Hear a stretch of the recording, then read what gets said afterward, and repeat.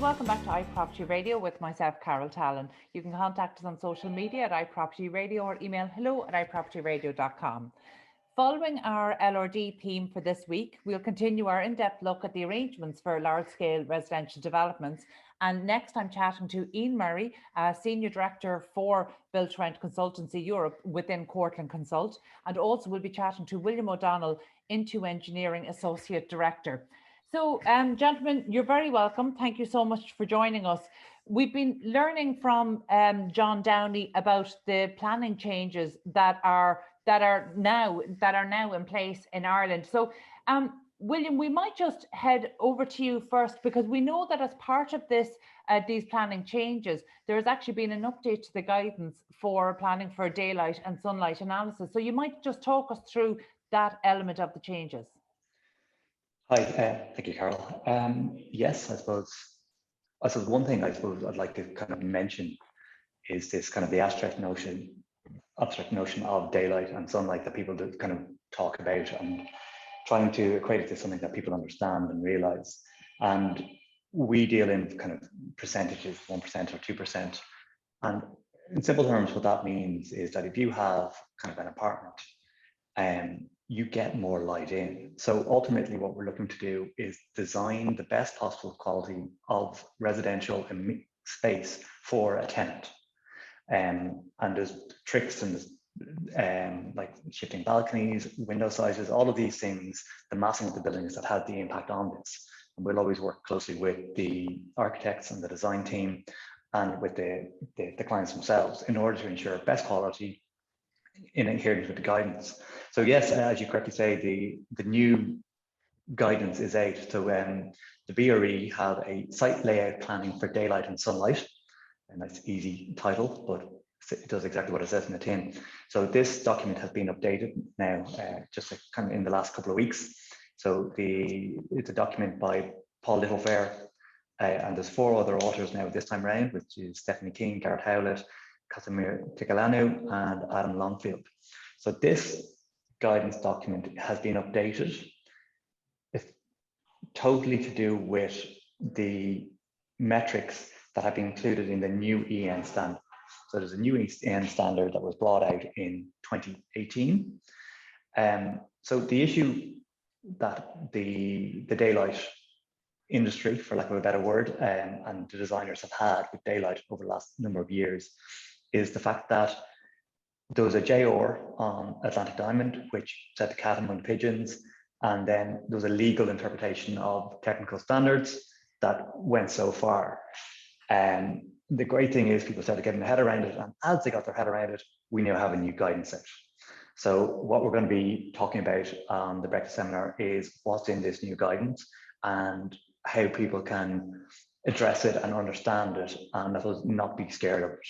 So there is an element that the BRE guide is a one-stop guidance document for these type of planning issues. It clearly states it's used for planning, it's used to help, in the round. It's not a black and white document that needs to be this way or no way. There's other mitigating measures that are in all developments, and these need to be considered. So this document, I suppose in very simple terms, what's happening is anything relating to a new development, the methodology has changed. Instead of using what's called average daylight factor and ADF, as people would have got very used to now and understanding, it has now moved to the EN standard, where there are 2 options: either median daylight factor or spatial daylight autonomy. So again, more acronyms, more complicated terminology that people are going to go, what does this mean? Why do I care? Why do I care? Because, ultimately, hopefully we'll have better quality of developments. And that's what most of the county councils are always pushing for. They're not being overly stringent saying we want, 100% of the units to achieve compliance. They're saying, hey, 95% plus would be a really good target, especially if you're on a greenfield site and the only thing that impacts your own daylight is your own building. So if you can produce something that is reasonable, is cleanly addressed, they appreciate that. And I mean, it's going to trickle down through the whole thing between the county council, the developer, ultimately better quality, and that's what people want. William, you touched on something, and sorry, and I don't want to cut across you there, but you touched on something that is really symptomatic of changes in our planning regime over the past decade and a half, and that is as soon as the developers and the design teams and those working within it get their head around it, now there's a new methodology in place. How is that going to impact the plans that maybe developers and their design teams are currently working on? The guidance came out in 2018. So actually it came out at the same time as the apartment guidelines. I suppose the BRE guide had been slated for update since about October last year. There was a draft going around last year that Dr. Fair had sent out, and people had comments back on it. So this was really telegraphed in way in advance. So we all knew this was coming. So for the last maybe 6, maybe 8 months, we have been assessing majority of schemes under both metrics, the ADF and the new coming in spatial daylight autonomy. So I would hope and assume that any of the daylight consultants that I would know, they've all been doing the same thing. They've known this was coming. They've been kind of belt and bracing approach to their developments in order to ensure good compliance or reasonable compliance with both. Now, I suppose very fundamentally, very important to point out that there's not a massive fundamental difference between the two of them. So in essence, what's good for the goose is good for the gander. So what was good for one is going to be good for the other. It's about getting daylight into the space. There are some nuances. So the previous metric was based on average daylight. So for an average, you can have a very high value and a very low value, and you hit your average. But for median value is that 50% of the space has to achieve a certain value. So you can't have a very high spot and a very dark spot, because you actually won't hit your median. So ultimately what that's looking to do is make it better again and say that you have more light within your space, more uniformity. You just don't have this very bright hot spot at the top of your room. Okay. It's a more quality. William, as an expert in this area, is this another box ticking exercise, or will this actually make developments better for those within it? Personally, I lived in a north-facing unit with a balcony above my KLD for 10 years and moved into a house with sunlight. And it gives me great pleasure to have a scheme that's doing poorly, to go through the metrics with a developer or a client and a design team and come out with something that's doing really well. Because I fundamentally, and I know hand on heart that, when people go into it, it's going to be brighter, it's going to be lighter, it's going to be a nicer place to live. I think the level of quality that is in this is very important in terms of, it's not just a box ticking exercise now. There is a fundamental improvement that is an output of any of our analysis. Yeah. And that always has to be, that should be a key driver of policy, but unfortunately it isn't always. And this is probably a very good time to bring in Iain Murray, who is the Senior Director for BTR Consultancy across Europe with Cortland Consult. Iain, obviously you've been on the show before, and we talk about the living standards within built-to-rent developments, and so it's always about making things better for the occupants inside. How do you see the changes and moving from the SHDs to the large-scale residential developments, the LRDs? Do you see this as positive for the occupiers, because they're always your priority in this? It's, I think as far as the planning regime is concerned, and thanks for having me on the show again, pleasure to be here. As far as the planning regime is concerned, it's that's just a set of rules that we have to follow. So, I actually don't really care if it's SHD or it's LRD or if it's, you can call it another acronym as far as I'm concerned. What I am concerned about doing is producing the best possible facilities for people to live in, so that they can enjoy, where they live with, to the maximum, possible potential. Because, the better the product that I put together with my clients in my own business, then, the more likely people are to stay. And to William's point, in some respects, the daylight is extremely important. I mean, it's very important when somebody comes to view an apartment that they get the sense of space and the sense of light. But viewing an apartment is only a one speck of time. Actually, as people live in it, if there's something they don't like, they will move. So daylight is a fairly critical factor. And if you find yourself in an apartment that is constantly dull and a little bit, in the wrong aspect, in the wrong kind of light quality, then your choice as a renter is that I can go and find another apartment that has better quality. So from our perspective, we're just trying to make sure that our design teams and advisors put together a product that is appealing from every aspect. Iain, Ireland, as I'm sure you well know, does not have a great reputation, certainly in past decades, for the design of our apartments. You're offering advisory services across Europe, Ireland, and right across mainland Europe, but across Ireland and the UK as well. Where is Ireland in terms of our contemporary buildings? Where are we fitting? Are we average, or are we still lagging behind in terms of design and the offering to the private sector? So, I mean, I wouldn't put Ireland at the bottom of the tree and somewhere else at the top. To be honest with you, I think if you look across the board, residential development for sale has always been a certain product type. It's been, a product that the developer wants to get the maximum return at the point of sale. So they will put in as much as they think they need to in order to satisfy a buyer. But once that buyer hands over the cash, they're off. Apart from a set of, perhaps some guarantees and some products and such like. It's very, very different in the professionally rented market. I hand over the keys to you, and you need to be happy living in my product for as long as you're there.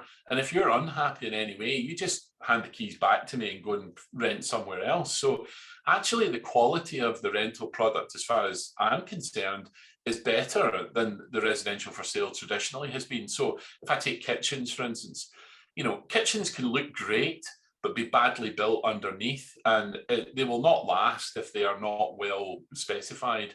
Now, we spend a lot of time specifying a high quality kitchen with high quality fittings, surfaces that are going to last a long time, and appliances that have got good guarantees and are reliable, because we know that 3 or 4 years down the line, it still needs to perform at its top level. If I'm a for sale developer, and don't get me wrong, there are quality levels in the sales market that go from bottom to top, but generally I'm not that bothered if your kitchen starts to fall apart in 5 or 6 years' time, because my responsibility in that regard has gone. In rental, my responsibility for the performance of the entire product, from the moment you walk in the front door, go up the lift into your apartment, into the amenity spaces, I have the responsibility all the time, and the ownership remains within one ownership. So you have a single landlord to interface with. So your communications are, you can come directly to me and complain to me, and if I don't fix it or sort it, then you will be, unhappy and move on.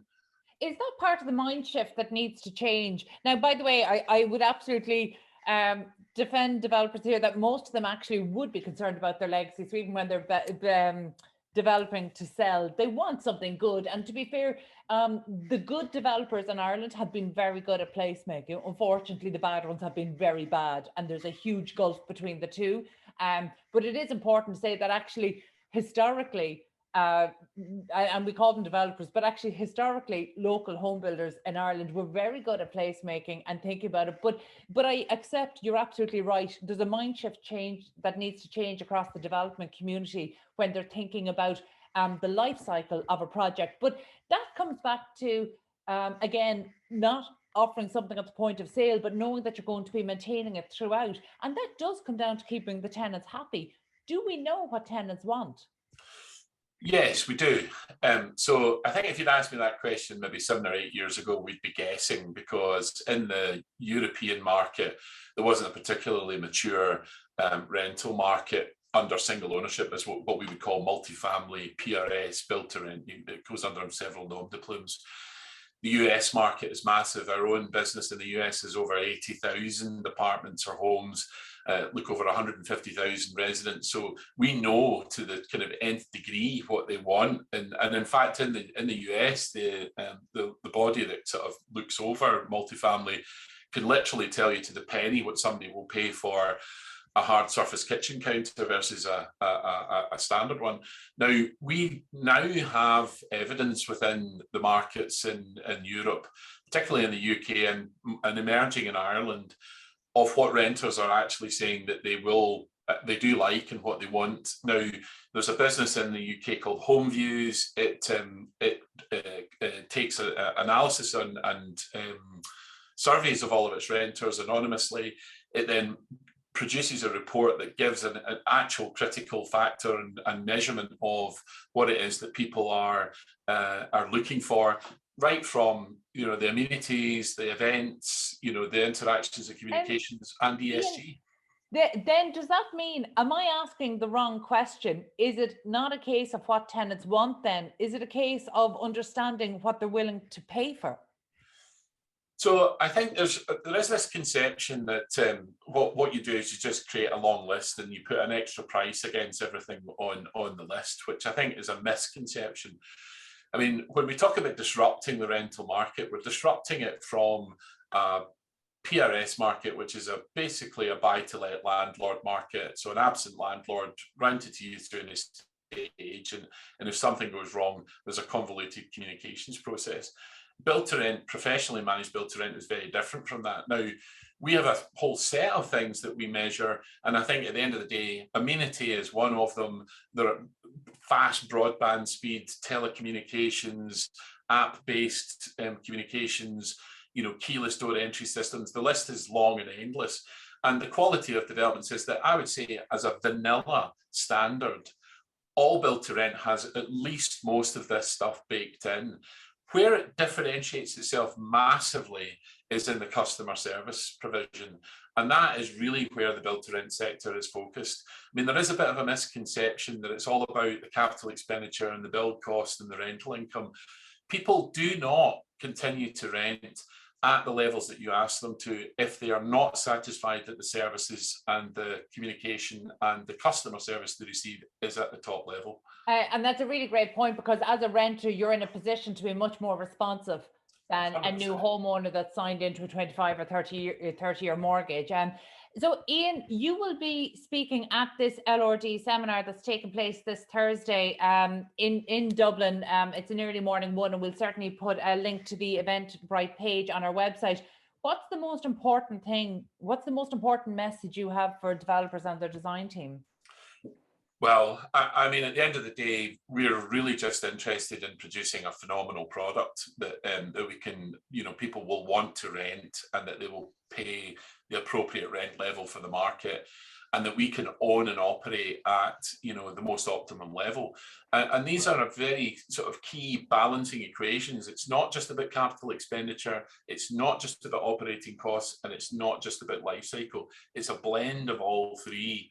So we are really going to be talking about how best to blend all three to make sure that you get the best product.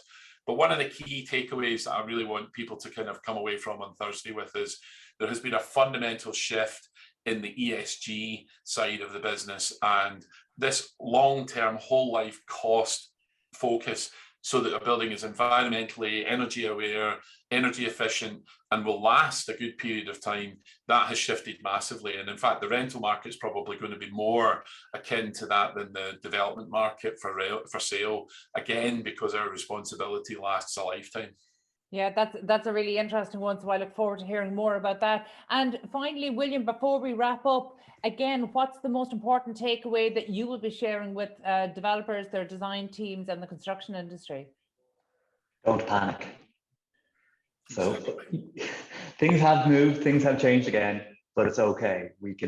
We understand it. We know what the metrics are. We can do it. We can understand it. Don't panic. I agree. Good advice in all circumstances, William. Thank you so much.